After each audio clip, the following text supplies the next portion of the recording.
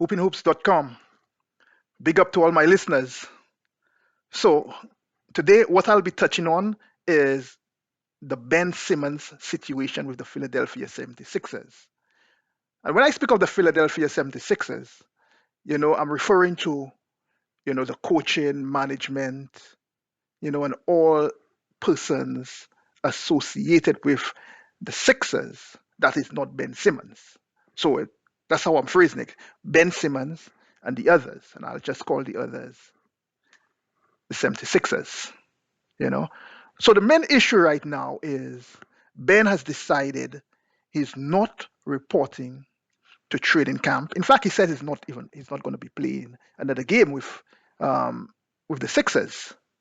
Now, quite frankly, I don't think that's the best approach that Ben is taking, you know, but the situation as it came to what it is, I think both parties are culpable. And um, what we will look at how it got to what it is. Okay, I don't think Ben should stay away, but I don't think he is primarily responsible for bringing it to what it is right now. Let me also start by saying, I see no reason for Ben Wallace to not be taking jump shots, for him not to be shooting the ball. You know, I'm sure he has his reasons, but I'm speaking from my perspective. All right.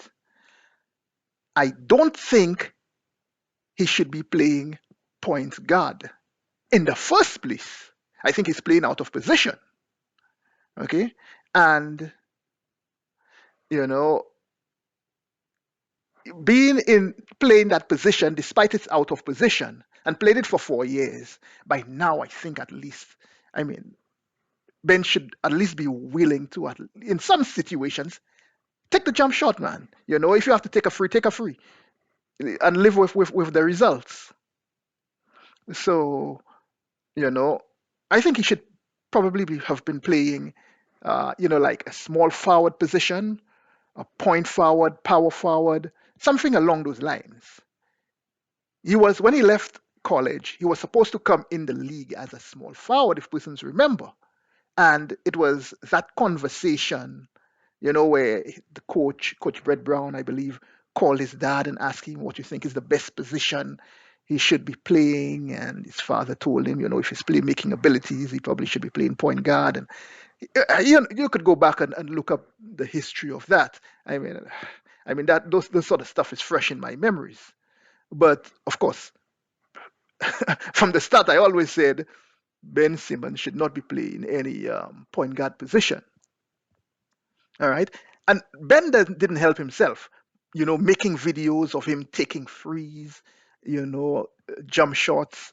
I don't want to say pickup games or practice games. You see him, playing against some other players and, taking and making, jump shots, free pointers. And I see no reason why that should not be transferable into an NBA game situation. Of course, he'll not be as effective because the game is being played at a higher level. But um, he should at least be able to take some jumpers, man. Um, it will make him a more effective player. You think of the player Ben Simmons is right now. You know, he's pretty much elite at almost everything else, except that he does not take the jump shot. You can't say he's a bad defender. We know what he is. We know he's got vision and all of that sort of stuff. Um, so again, I, you know, as I said, I don't agree that Ben should not be taking, jump shots, three pointers, but I think both parties are culpable in the situation. And let's look at it from in terms of how this thing started and who is kind of responsible. And you know how I do this thing. I lay it all on the table. Um, I think that the Philadelphia 76ers created the situation that we have now. Primarily, I think, Doc Rivers. And people fail to give him that sort of responsibility. He should be shouldering the load for the situation, for the fiasco that we now have here. And I'll run through, from the start of the season quickly. Well, as quickly as I possibly could, But let's look at when Doc Rivers, you know, was first hired. Okay, Doc Rivers essentially he resigned or he was pushed out from the Clippers and quickly hired by the Sixers.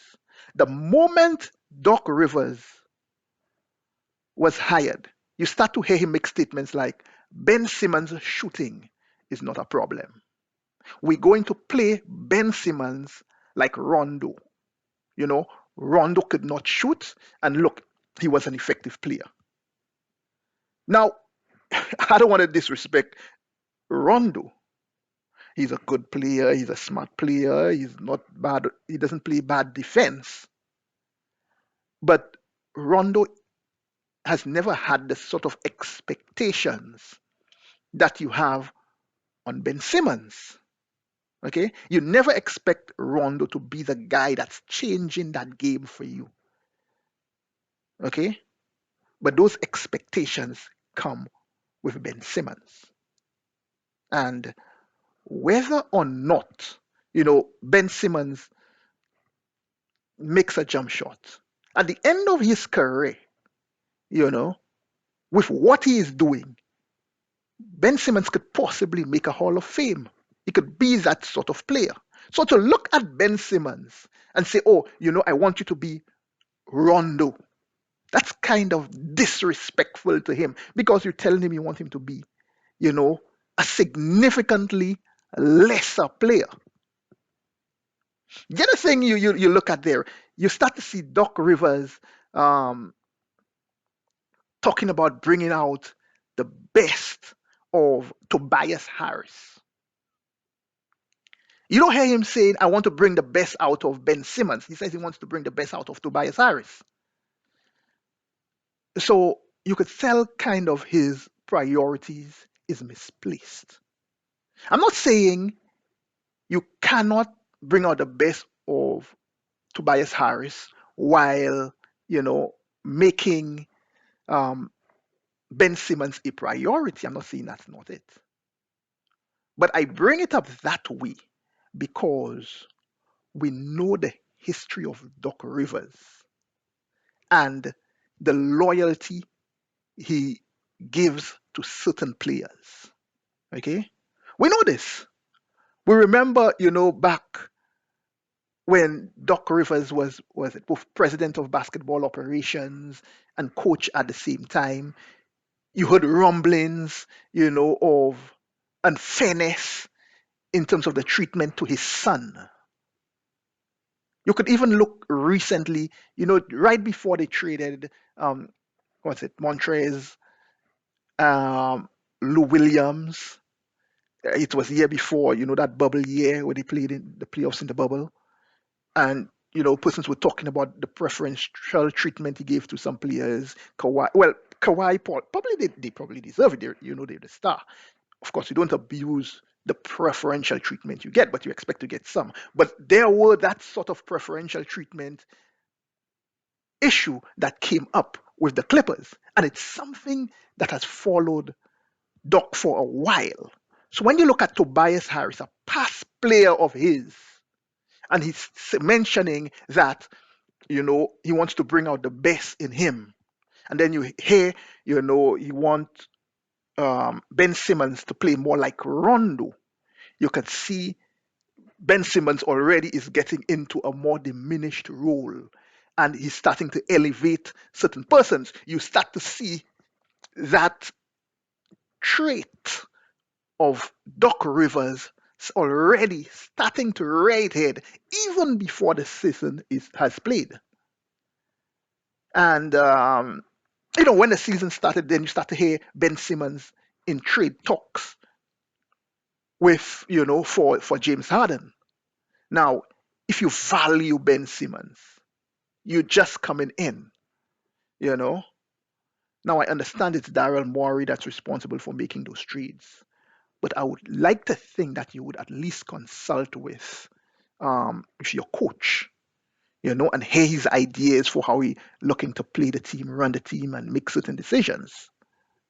So you could already see it may be subtle, but you could probably already see that based on those decisions, based on the comments made, things are starting to brew in an individual's head. Now, I don't know that for a fact that Ben Simmons is already thinking it, but I'm sure he cannot be happy to hear his name in any trade um, rumors. And it may be confirmed in the end when he said, it was, the season was emotionally draining.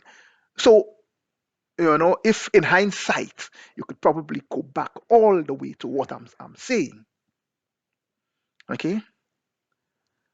What you also will look at in the regular season, Ben Simmons did exactly what Doc wanted him to do. You look at his assists, it went up significantly. He became, he was what, second in the voting in Defensive Player of the Year. And because of his focus on playmaking, his additional focus on playmaking, you could see his points per game went down. Prior to Doc coming in general, you could have seen growth in his offensive numbers, but it took a back seat. And yeah, I understand assist is part of the offensive game as well, but I'm I'm referring to it in terms of him scoring points and that sort of thing. Okay, so you see that, and if you look at the playoffs in general, you could see he reflecting a lot of what you were seeing in the regular season. Things Doc, in his own words, said were not an issue. But of course, when you got to the Atlanta game, the possibility of losing the series, you start to hear, well, there are issues um, with Ben Simmons, him not shooting the ball, bad free throws, and so on. And then, of course, you could see that decline, further decline in his free throw shooting percentage. And people ain't talking about it. They ain't talking about, you know, that he was doing exactly what Doc asked him to do.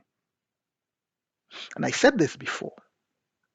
Almost from the time the Atlanta series started and some of the comments you were hearing from Doc, I said Doc is preparing to have a scapegoat in case they lost the series. Okay? And this is the other thing with when we talk about the series with Atlanta, because that's the main series that ultimately, ended the 76ers, and I would say resulted in the fiasco of a situation between Ben and the 76ers right now. Okay?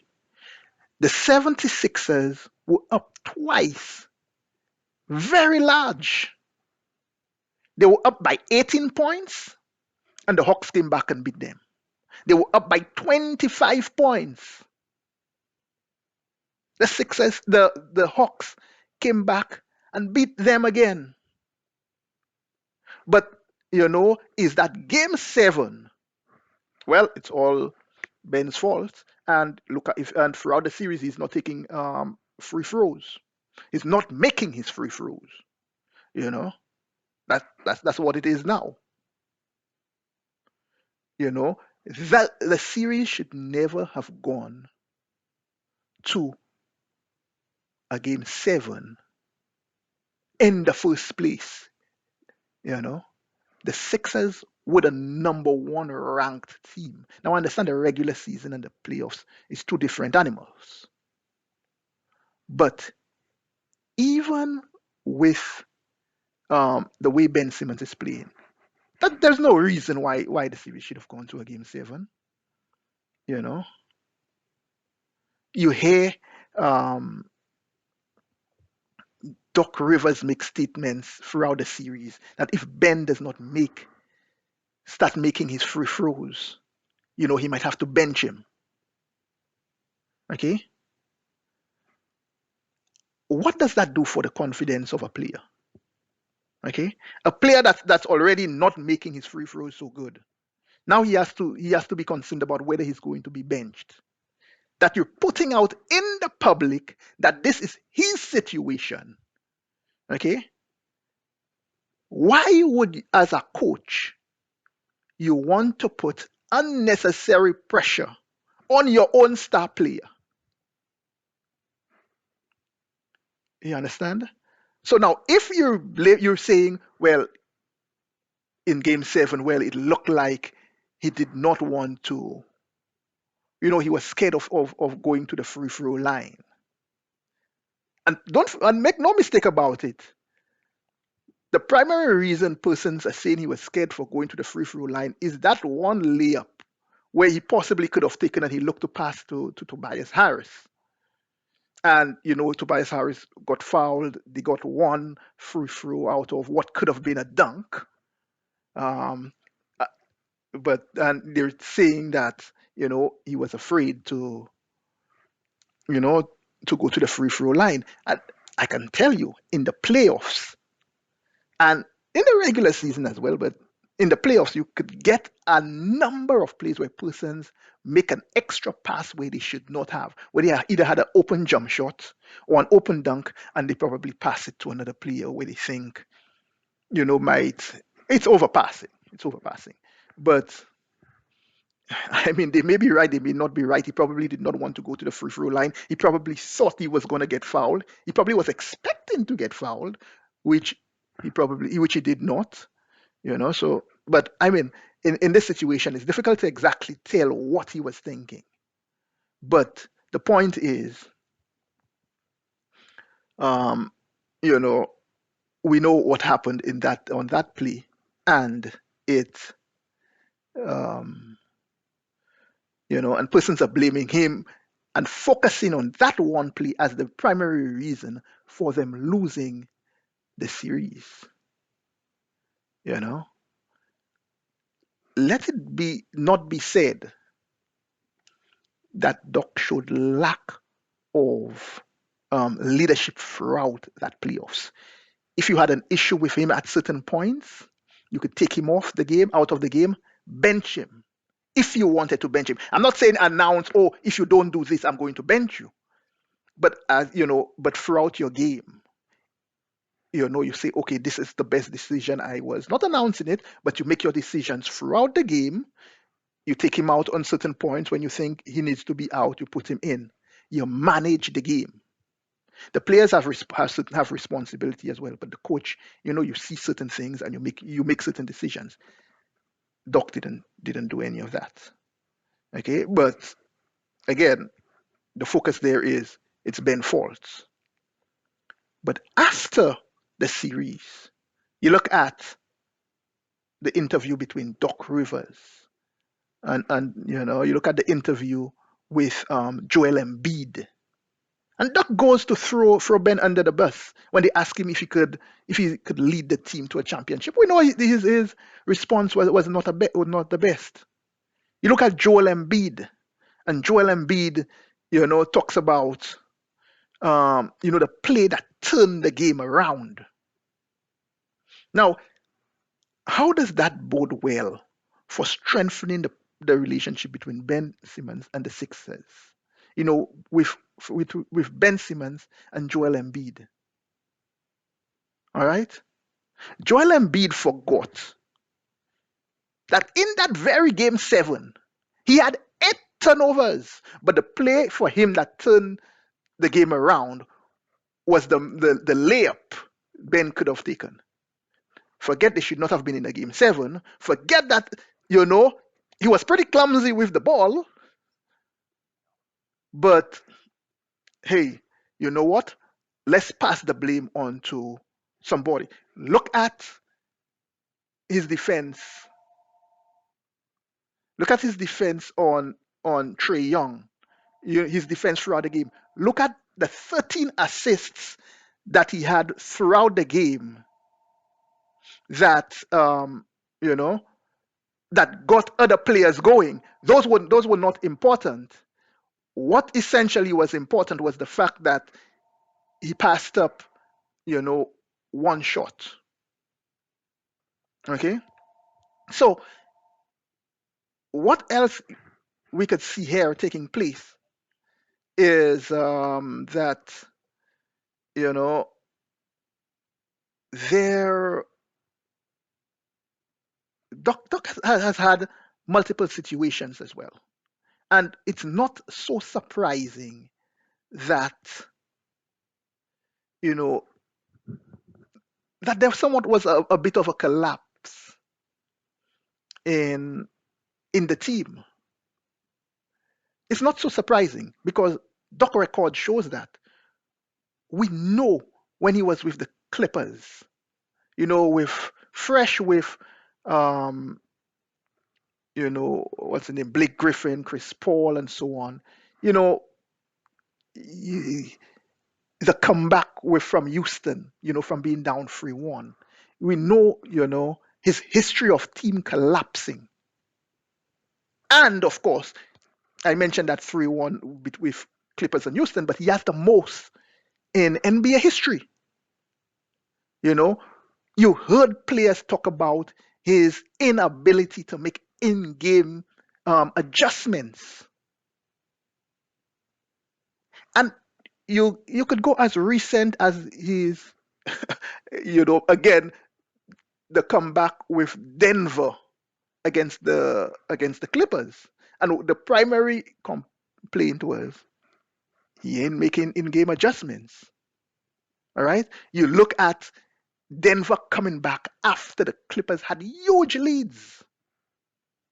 And you see Atlanta do the same thing to them on multiple occasions. So, I mean, what's the surprise here? Think about what the Sixers were before Doc came there. You know, just a couple of years ago, they were in the conference finals, a Hail Mary away from making it to the NBA finals against Toronto, a Toronto team that ended up winning it all. Okay, we have had a bit of luck, of course, with persons getting injured from, on the Golden State Warriors side. But who knows? It may very well could have been them had they made it. To Doc Rivers' team, a team that was ranked number one in the regular season and losing to the Atlanta Hawks. Okay? Doc underperformed. And, instead of persons focusing on the underperformance of Doc Rivers. He's a championship coach. That's what matters. Brett Brown was not a championship coach, so hey, he didn't do as good as he's supposed to. So they bring Doc Rivers, championship coach. But you cannot blame him for underperforming because he has the cachet. You know, he has the cachet, so you can't blame him. You have to blame somebody else. And the other thing that irks me a little bit is persons keep comparing Ben Simmons to Giannis, you know, when really there is not too much to compare. The thing persons keep saying is, Giannis does not shoot the free throw well, but he's not afraid of going to the hole. Both he and Ben Simmons, they score around the hole. They're pretty good at it. They drive to the ball to the hole pretty often, and they both don't really take that much frees or that good at it anyway. But where they seem to forget is that's the end of the comparison. The team was built around Giannis, and there's continual efforts to improve the team around Giannis. That is not entirely the case with the Sixers. Now, I know if you listen to Embiid, he will tell you, well, or everything was made for Ben Simmons, but we'll leave that for a different show. But you know, but of course, we know that's not exactly so. The best team built that was, that helped Simmons was when you look, at Robert Covington, Daco Saric, they had JJ Redick, Marco Bellinelli, and all of those guys. That was the best team. But after that one team, they traded both Covington and Saric, Bellinelli and JJ Redick were gone, and so it's downhill from then. But like I said, we'll have a different conversation about how the team was built, and Embiid state that such statements. But you know, the team was not built around around Ben Simmons. The other thing is, on what circumstance will you ever hear Giannis coach going out in the media in the playoffs criticizing his play? And that's something you see on the Sixers. Bad leadership on the part of Doc Rivers. You don't hear the coach of threatening to bench Giannis. What you see is persons building him up. Even when you look at his series against the Nets, you see his brother on the sidelines giving him a pep talk when persons were counting, to 10, down from 10, as he missed, his free throws, missing the entire rim. When he take a free throw, he miss it. The rest of the team, you could see, they give him support. When Ben misses, you see, well, it's like nervous energy. It's like, even before he take the free throw, persons are just standing the wrong one, afraid, or is he going to miss? Is he not going to miss? You don't see that sort of encouragement. So the whole atmosphere, the whole scenario around what's happening between the two does not is not deserving of comparison, because the way one team operates in reference to its player is different to the other one. You know, they should have been actually building Ben up as opposed to breaking him down. That said, you know, and whatever happened, Ben decides, okay, you know what, I'm not coming back and all of that sort of stuff. I don't agree with that. I said that. I've said that before. I believe players should be professional. Okay. Now, it's the same way when James Harden, what he did to get out of Houston, I did not agree with it. I don't agree with Ben's actions. You sign a contract, you live up to the terms of the contract. Okay. Now, we understand that sometimes you sign a contract and the situation may not be exactly what you expected it to be. Yes, you go to management, you ask about the possibility of being traded. Um, they may trade you, they may not. They may take their cool time about it. But in the meantime, you have to be professional. You understand? Now I understand with players empowerment and the way certain players behave now to get the what they want happen, to get their way. Um, I mean, he may do certain things that may encourage management to trade him, but you have to show up. You have to show up to work. Otherwise, and I'll say I agree with the Sixers. You don't show up, you don't get paid. Of course, there may be things in your contract or little loopholes that may cause you to get paid, but I'm saying I don't agree with it. But even then, what I even more don't agree with is the way he's doing it. If you just simply say, okay, you know what, I'm not showing up. The team could decide, well, okay, you're not showing up. If you're not showing up, you're really not much of a distraction. They could ignore you. They could put out whatever narrative they have. Um, that, well, we're really trying, to convince him, whenever someone asks that question, and but you're quiet, you're not really doing anything. You could be more effective in convincing the team to trade you if um, if you show up. Okay, you could be more effective in convincing the team. Of course, you could be a distraction. There is COVID protocol, um, and in fact, you could even you as COVID is even a even easier way to get some of your money. All you simply do, a la James Harden, you know, you go to a party here or there, and you're showing up, but you go to a party here or there, it compromises um, or violates the COVID protocol. And well, what they do, you get suspended or you're told to stay away. They deduct $50,000 or so, a month or a game from your from your from your salary. Now you're already getting 200 and what 27 to 20 something a game, and if they take 50,000 from 227, let me tell you, you're getting well over 75% of your salary. If you apply that, let's just extend it. I know it's not reasonable to do that, but let's just extend it all the way to the entire season, and say you're out for whatever suspension or protocol, you find 50,000. You're making 33 million a year. You're getting well over 25 million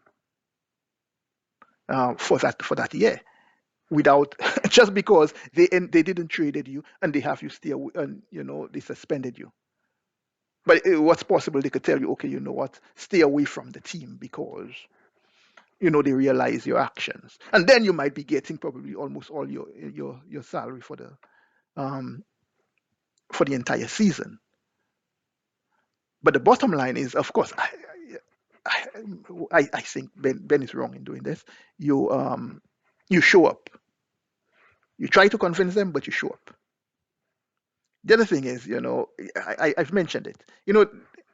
Doc and all these guys making statements about, oh, I'm going to try to convince them. That's hypocritical statements. Joel Embiid making statements, about him not, you know, he's surprised that Ben is not um, showed up and all of those things, because the team was built around him. That goes, well, Ben's previous statements were kind of hypocritical. But of course, once it gets to a certain point and he realized that the team is no longer going along with the narrative somewhat, those statements about building the team around Ben was just showing his emboldenment. Okay? He's showing his emboldenment because your relationship with Ben Simmons is fractured. And if it has now fractured, it means that he is the man. Even if the team don't like what Joel Embiid is saying, what are they going to do? Are they going to, you know, say something negative about Joel Embiid? What if Joel Embiid decide, okay, you know what? I'm doing a Ben Simmons too. I want out. Now you back to pre the process where the success stunk. Okay? So now Joel Embiid sees himself as having all the leverage. He say whatever he wants, he do whatever he wants. Okay? And so Joel Embiid now, quite frankly, he just don't care, and his mouth could run as I mean, 25 miles a second.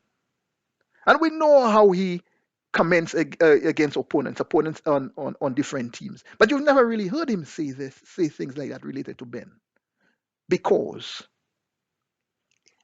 in the past he never thought of himself as simply the man. He only thought so when Doc Rivers came and gave and put out that narrative that he is the guy. Because in the past, what you would always hear was a conversation of, who would you trade? Are you going to trade Joel Embiid, with his injury history, or are you going to trade Ben Simmons because of his lack of shooting three pointers? And it was always up in the air. Who is it? But once Doc came, Doc made it clear that Joel Embiid is the man.